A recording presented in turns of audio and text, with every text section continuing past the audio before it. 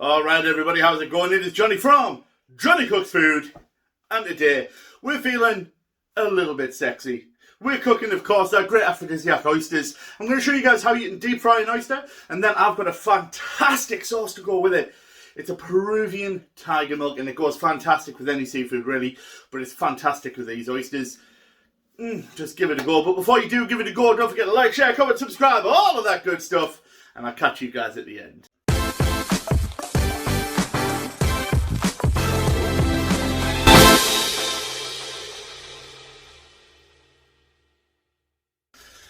Alright everybody, just before we get started, just want to remind you all to go to Blade Masters UK.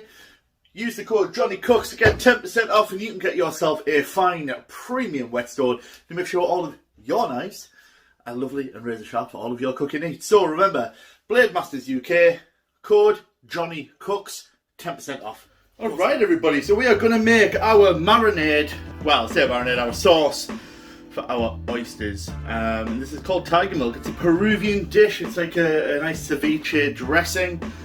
It's going to be good. It's really, really fresh. I think we're going to enjoy it. So let me run you guys through what we've got. So in this jar here, we have got the juice of 2 limes, the juice of 1 lemon. We've got the zest of a lemon. In here, we have got a chopped red onion. Well, it's a quarter of a red onion, finely, finely diced. And then a clove of garlic that I've also grated just to make it extra, extra fine. 3 anchovies, about 5 grams of chives, and about 5 grams of coriander. So what we're going to do, I'm going to mix it all in here, and then I'm going to transport it into a better dish for serving when we're ready. But first things first, I've forgotten one ingredient. Let me quickly grab it. That extra ingredient is fish sauce. We've got some of that as well. Now let's begin. So what we're going to do, we're going to put in our jar here, or a jug. We're going to put in our zest of a lemon. Put that in. We're going to put in our red onions and our garlic. There we go. We're going to put in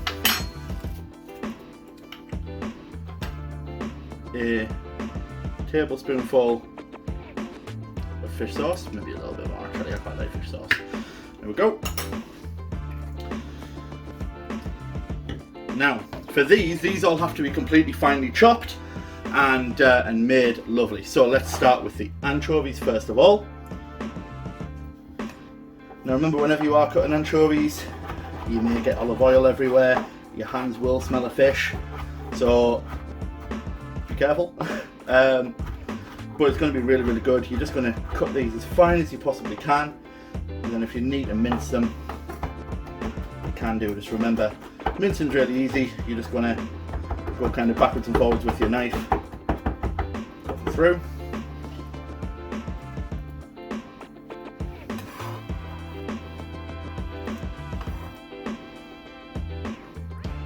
Go.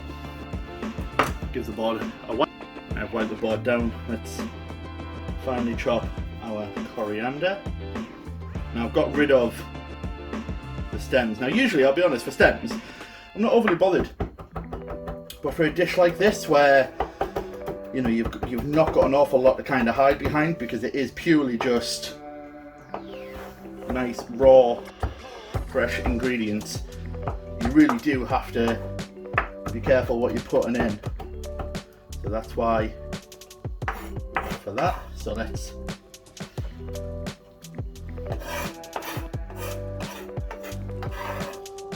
put those in there. There we go. And then our chives.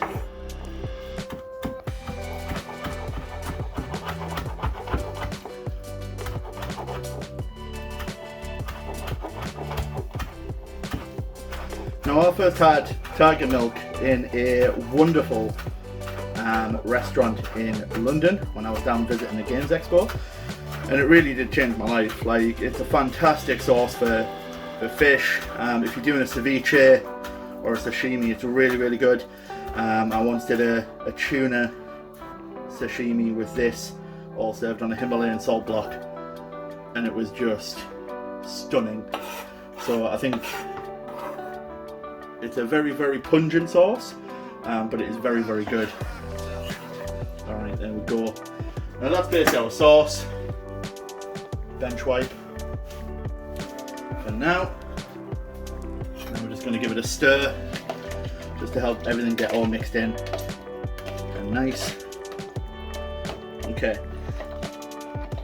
Now, we're just going to leave this to kind of infuse together while we prepare everything else and get the oysters ready. So let's do that as well, shall we? Alright, so let's talk oysters. Now I've got 6 lovely oysters here. In total, I'm serving 3 people, it's 2 each. You can go for a dozen, go for however many you want really, but we're going to use 6 for this recipe. This is what they look inside. They're very, very strange, but they're good. They're really, really tasty. And as you can see, they look like rocks. But to shuck an oyster, you will need a proper shucker knife if you can. If not, I've been doing it with just a robust sort of eating knife. And you can see there's a little gap at the back. You go right in as far as you possibly can and twist, and that shell will pop off, and then you'll be left with this. And then we're going to gently scrape this out to get what we need for our oysters. So let me get these shucked and prepared, and then we'll continue. Alright, so confession time. I'm not great at shucking, but I do have somebody who is, and they've shucked me 6 oysters, which is brilliant. Now, really, really easy. We're going to use the back of a spoon, and we're just going to coax it out from its shell, being careful not to damage it. And then we're going to find where it's attached to the shell, just there, and then you're just going to pop in behind it and pop it off and into your bowl. There we go. And we're going to keep the shells, we're going to clean those up, ready to put our cooked oysters in. So let me finish off these, and I'll show you how we're going to cook our oysters. And all I've done is I've just left them on some kitchen paper here, just to kind of drain off. I've done that a couple of times. As far as the shells goes, I've given them a good scrub out, ready for service. But what we're going to do, we're going to take an oyster, we're going to dip it in flour, into the egg. This is now my wet hand because I'm an idiot. And then into panko breadcrumbs to coat.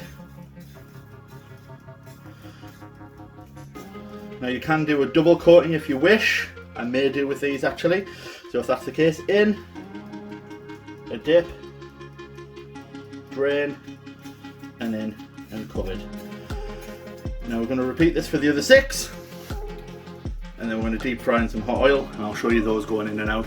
The oysters are ready to go in. The oil is set at 170. They've been pan-aired. They're going to go in for 2 minutes, and then we're going to bring them out and we're going to cook them. So, going in.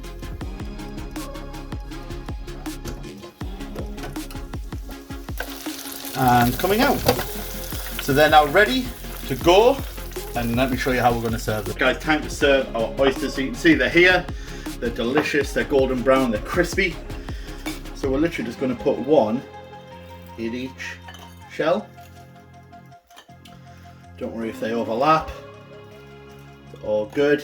As I say, these shells are cleaned out. So I've just got a scrubber inside just to get rid of anything that was left over. We're going to hit it with some chives around, just to add some green and freshness in.